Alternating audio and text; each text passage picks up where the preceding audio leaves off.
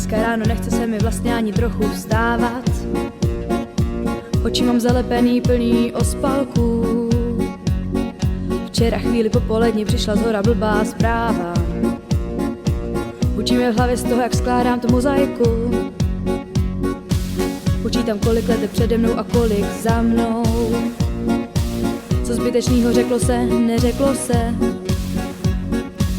Po těžký kocovině nechám svoji hlavu schladnout. Jistý je, že se země i bez země točí po ose. Co na tom, jaký je plán, kolik let ještě tu mám, co na tom, oč tu běží, vždyť na tom nezáleží.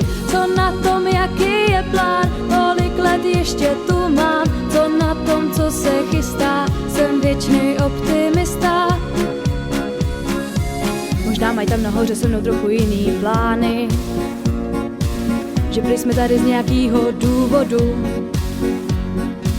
Tak svatý Petře, ještě neotvírej brány, i s utrženým uchem budu chodit pro vodu.